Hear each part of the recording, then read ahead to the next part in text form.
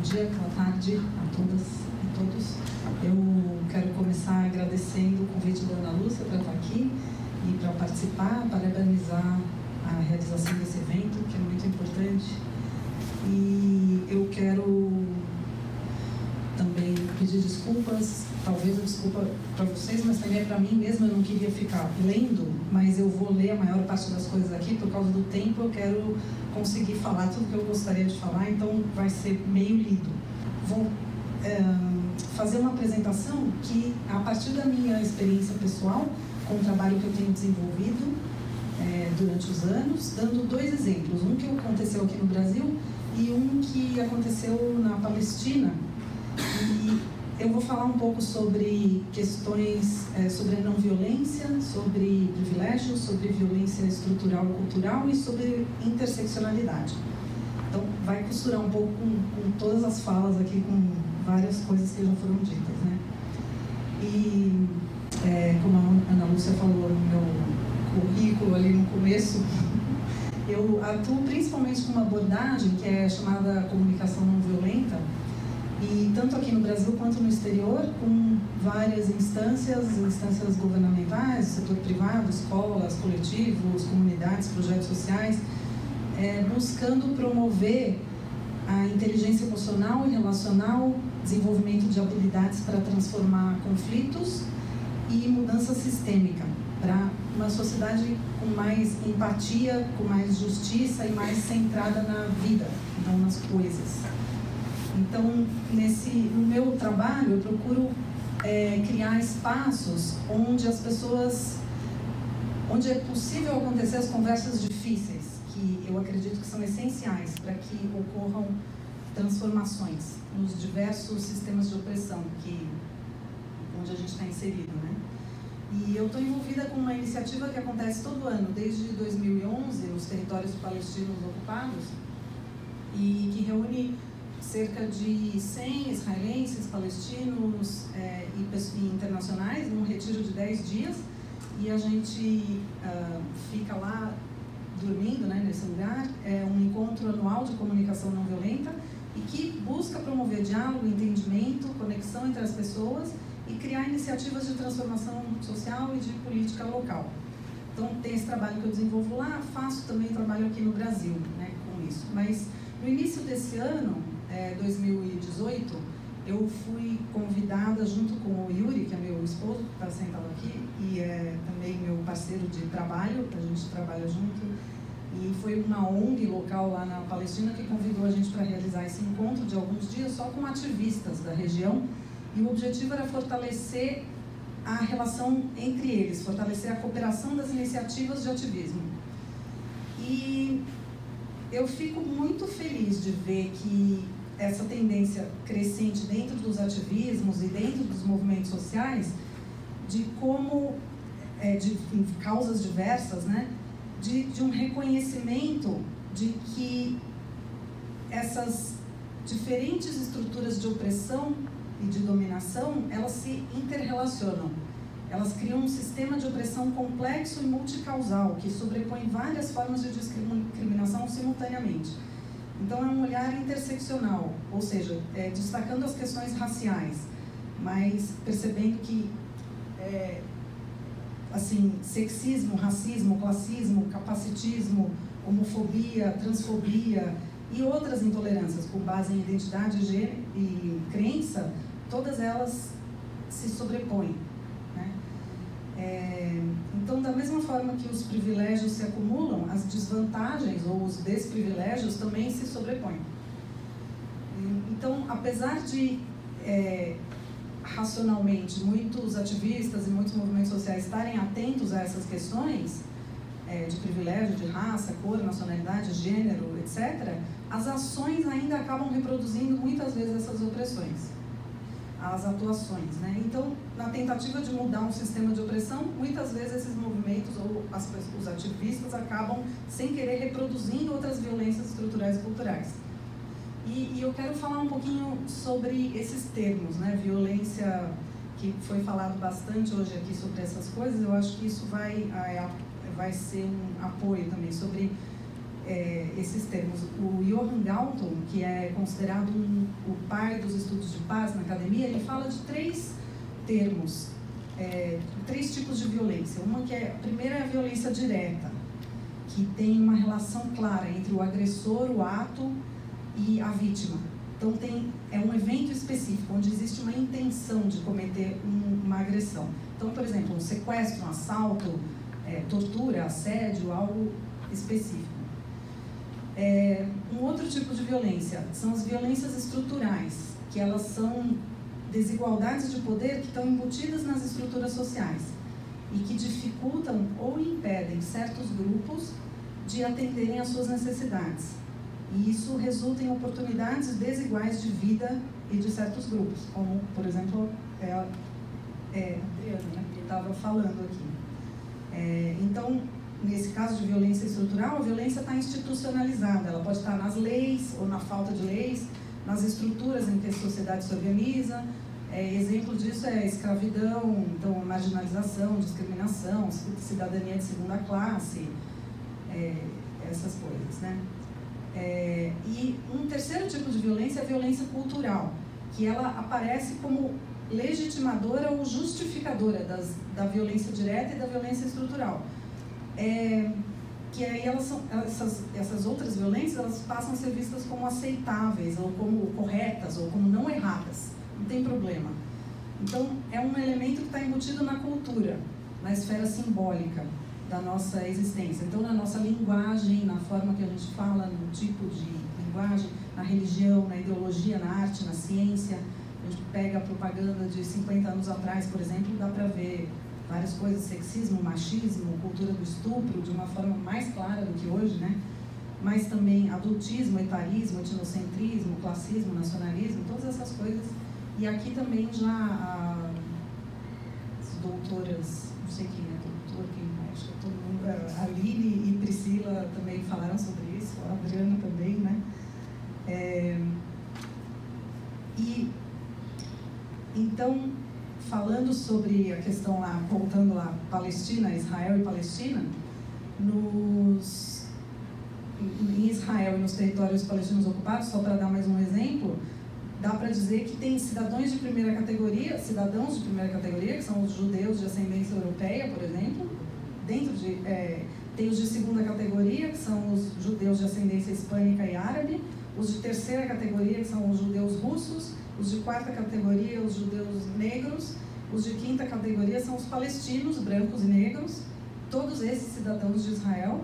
E aí, além disso, tem os palestinos que não têm cidadania israelense e que sofrem mais discriminação ainda. E dentro de todas essas categorias, sempre primeiro homens, depois mulheres, né? Então, só mais um exemplo aí de como dessa violência cultural, tá aí também, e estrutural. Então, voltando para o encontro que a gente realizou, no começo desse ano a gente fez um encontro lá com ativistas, e nesse encontro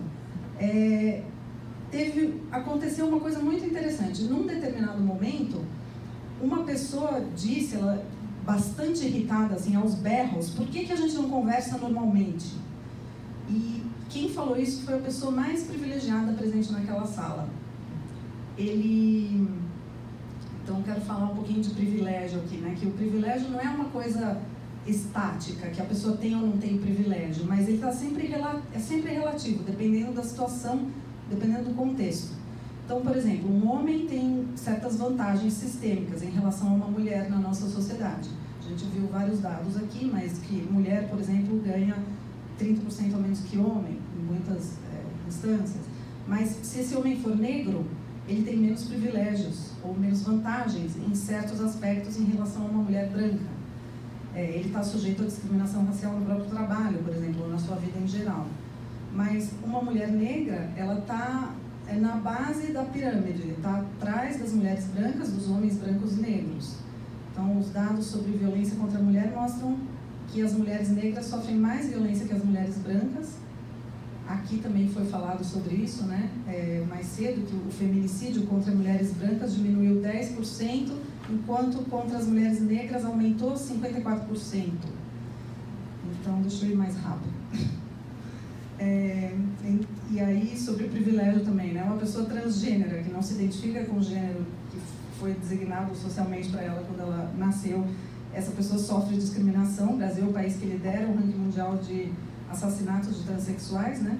Mas uma pessoa transexual que tem bastante dinheiro, ela vai ter mais vantagens na nossa sociedade do que outras que não têm. Então, só alguns exemplos de como o privilégio é sempre relativo. Então, voltando àquela pessoa lá na Palestina que disse por que a gente não conversa normalmente, ele é um homem branco, heterossexual, cisgênero, americano, israelense, de classe média alta. Então, ele acumula vários privilégios ou vantagens sistêmicas. E talvez a idade pode ser que seja o único quesito em que ele tem algum desprivilégio, ou talvez vá ter em breve, porque ele tem 70 anos mais ou menos, mas ele é um homem muito forte, assim, grandão, ativo, ele não aparenta a idade que ele tem, né? E eu quero ressaltar aqui que identificar e analisar uma situação a partir dessa ótica dos privilégios e do olhar interseccional não quer dizer que a pessoa não tenha dores, angústias e sofrimentos. Essa discussão, ela se dá num âmbito coletivo. E, portanto, eu quero lembrar que eu estou me referindo aqui dessas opressões estruturais, que também se revelam nas pessoas, mas eu estou falando, é um olhar, o que eu estou me referindo é a sociedade, né? Então, nessa mesma sala, lá na Palestina, no encontro com os ativistas, tinham várias pessoas, tinham homens, mulheres, todos ativistas que buscam de maneiras diferentes mudar, contribuir para a transformação no contexto lá Israel-Palestina, através da não violência. E eram pessoas assim, com nacionalidade tinham americanos, israelenses, palestinos israelenses, eu e meu marido brasileiros, tinha pessoas brancas, não brancas, cisgêneros, hétero, homossexuais, judeus, muçulmanos, cristãos, ateus, de várias idades, não tinha nenhum negro. Mas esse homem de 70 anos, ele estava muito irritado, ele estava mesmo inconformado assim, com as atividades que a gente estava fazendo. E essa fala dele para mim é muito emblemática. Essa fala, por que a gente não conversa normalmente? Porque eu acredito que a conversa normal, entre aspas, né, a nossa linguagem, a maneira como a gente interage, é talvez uma das formas mais imperceptíveis de reproduzirmos as desigualdades e as violências culturais e estruturais, que elas se tornam normalizadas e invisíveis, né? Elas são invisíveis principalmente para quem tem mais privilégio, para quem sofre menos o impacto dessas desigualdades. E quem está em situação de mais privilégio tem menos oportunidade de vivenciar essas situações onde o sistema não está incluindo elas. Então, elas têm mais dificuldade de perceber que tem outras pessoas que não estão vivendo a realidade da mesma forma que ela, que não têm os mesmos privilégios que ela.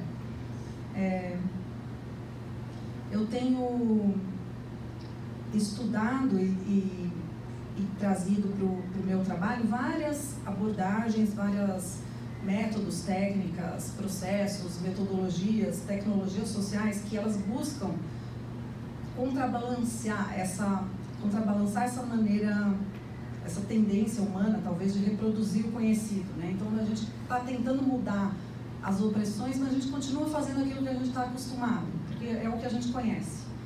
E isso retarda e dificulta essas transformações importantes que a gente...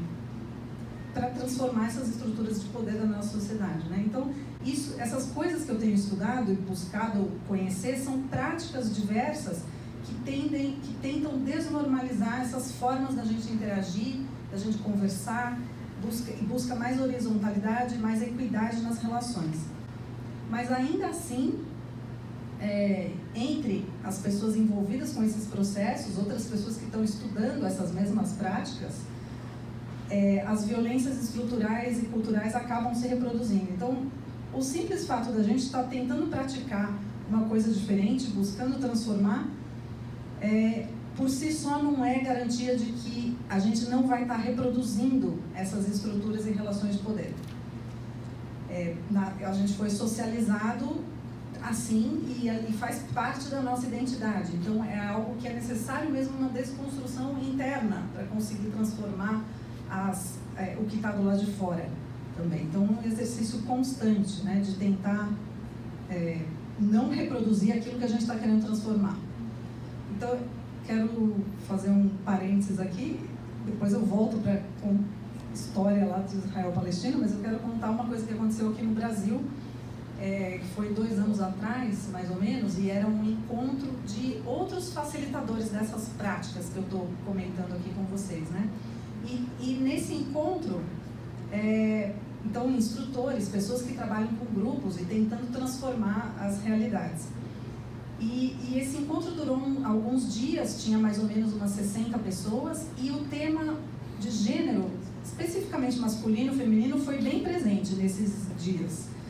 E no fechamento do encontro, a gente estava sentado em círculo, as 60 pessoas lá, mais ou menos, e cada um, na sua vez, tinha um tempo de fala, para falar uma fala final do encontro, né? E aí, na minha vez, enquanto eu estava falando, teve um homem que se levantou do outro lado do círculo e ele virou para o meu marido e perguntou se ele podia se dirigir a mim, e daí veio na minha direção e pediu para eu ficar em pé, e eu fiquei meio chocada, assim, o que está acontecendo aqui, meio paralisada. Aí eu levantei, ele demonstrou o que ele queria demonstrar, daí ele voltou para o lugar dele, eu também sentei, e aí eu estava meio em choque, perdida ainda, meio confusa, assim. Outra pessoa que estava do meu lado continuou falando, talvez mais uma pessoa, e aí uma mulher interrompeu e falou que ela gostaria de ouvir o que eu estava dizendo quando eu fui interrompida, que ela acha que eu não tinha terminado de falar. E realmente eu não tinha terminado de falar. Aí eu consegui finalizar o que eu queria dizer. Eu até acho que eu tinha esquecido o que eu estava falando, mas se não tivesse acontecido essa intervenção dessa mulher, eu não teria retomado a minha fala, e nenhuma outra pessoa, das 60 pessoas que estavam lá, ninguém falou nada sobre isso. Foi coisa que passou assim. E esse fato, infelizmente foi o último dia do encontro. Ele não deu para falar mais sobre isso no grupo, porque a gente foi embora, mas eu fico feliz ao mesmo tempo de saber que se hoje isso acontecesse de novo, eu agiria diferente, eu estaria mais atenta a essas coisas, eu falaria alguma coisa. Mas na hora lá eu fiquei paralisada. Então isso me faz pensar assim, como é que é importante essa conscientização e também a interrupção dessas pequenas ações, ou não ações, né? Tanto a minha não ação quanto das outras pessoas que estavam lá, que contribuem para manter esses pensamentos, pressupostos que estão tão impregnados dentro de nós que passam despercebidos e ficam inconscientes. Ninguém se dá conta. E a gente vai reproduzindo machismo, racismo, etc. na nossa sociedade, né? Então, nesse caso, pensamentos que podem estar por trás disso é tipo, os homens, eles são de alguma forma proprietários das suas esposas. Porque ele perguntou para o meu marido se ele podia falar comigo antes. A voz do homem é mais importante, tem prioridade em relação à voz de uma mulher. Ele só fala, ele pode me interromper. Então, tudo bem um homem interromper uma mulher para ajudar a explicar alguma coisa.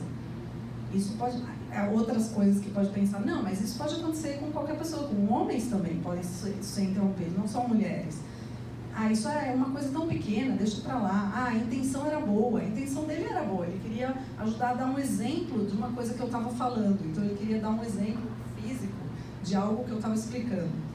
Enfim, se num grupo como esse, que as pessoas são facilitadores de processos grupais, que estão tentando dar voz a todas as pessoas, trazer mais horizontalidade para as relações, essa violência estrutural teve espaço e passou despercebida, já que a intenção era boa, então, no dia a dia, quantas outras coisas a gente está tão submetido que nem percebe?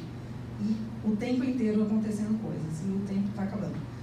E eu quero voltar, então, a falar lá sobre Israel e Palestina, e que esse homem que levantou e falou, ele também facilita grupos de diálogo entre palestinos e israelenses lá, e ele estava muito irritado e inconformado com as atividades que a gente estava fazendo durante aqueles dias, e na hora que ele falou assim, por que a gente não conversa normalmente? A gente estava fazendo um processo que se chama fórum, e nesse processo a gente senta em círculo e uma pessoa por vez vai no centro do círculo e se expressa sem interrupções, recebendo escuta atenta e silenciosa dos outros participantes.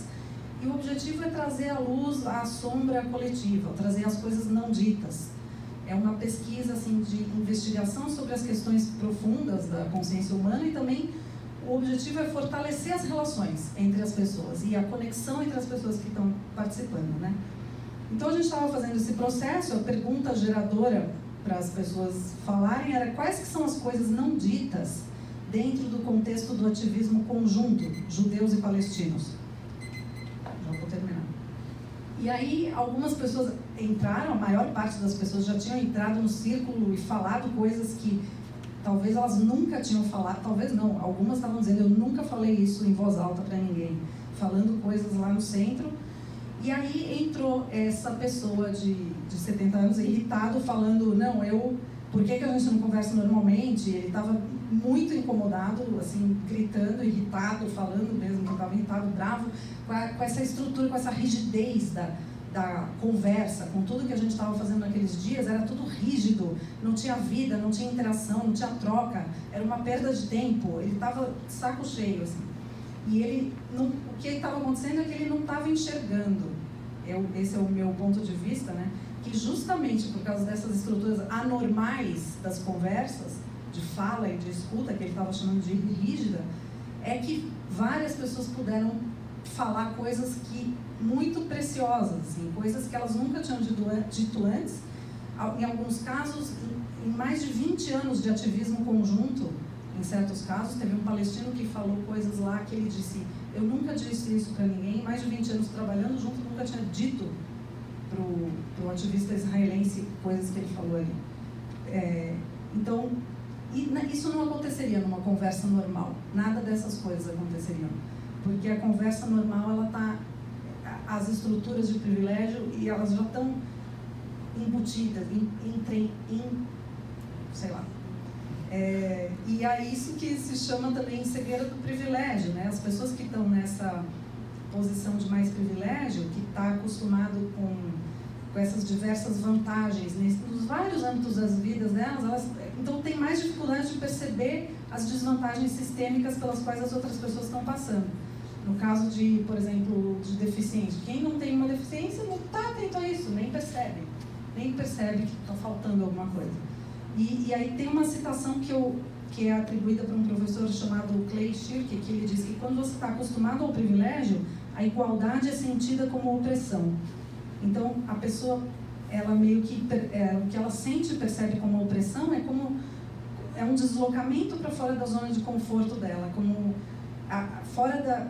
ela não está acostumada à experiência de vivência, a vivência dela é de certa facilidade em navegar pela sociedade, pelos sistemas onde a gente está, porque os sistemas foram desenhados, organizados, pensados de maneira a favorecer principalmente essas pessoas. Então, pessoas brancas, homens, héteros, cisgêneros. E tem um termo usado por uma pesquisadora americana, Robin DiAngelo, que também fala de fragilidade masculina, tá? Que é usado para nomear essa questão, né, a esse fenômeno, que é a defensividade e reatividade que surge de uma pessoa com mais privilégio quando elas são apontadas como participantes de um sistema de opressão. E ao invés de admitir e assumir a responsabilidade, então, na maioria das vezes, não é algo intencional. E aí também, talvez a gente pode usar o termo fragilidade do privilégio, né? Posso mais um pouquinho? E quero, para finalizar, para finalizar, o que eu quero dizer aqui para finalizar é que, então, numa conversa normal, as estruturas de privilégio, de vantagem e desvantagem, elas estão lá, elas tendem a se reproduzir, e por isso que eu prefiro as conversas anormais, porque elas podem garantir pelo menos a igualdade de espaço e tempo para todas as vozes e contribuir para transformar as estruturas de poder e privilégio. Mas o que para mim é mais importante em tudo isso, para que essas mudanças de verdade ocorram, é considerar a violência estrutural e cultural, elas separados da violência direta. Então, alguém aqui falou também sobre, acho que foi a Priscila, sobre a privatização do conflito. Então, quando a gente individualiza ou as opressões estruturais e culturais, como o machismo, o racismo, por exemplo, a gente está contribuindo para que eles permaneçam. se eu estou falando assim, essa pessoa é machista, ou essa pessoa é racista, ou personalizando e individualizando, a tendência é a pessoa se fechar,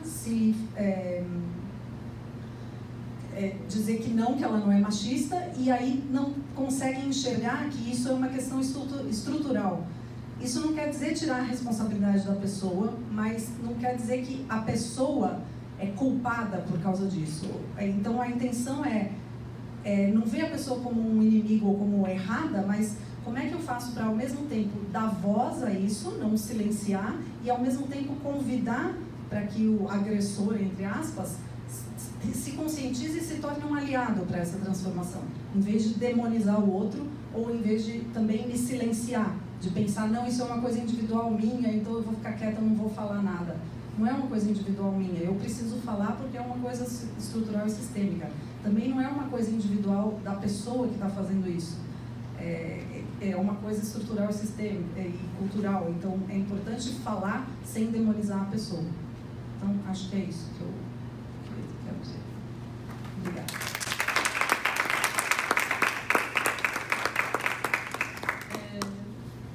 Gostaria de agradecer os participantes, agradecendo, Liana.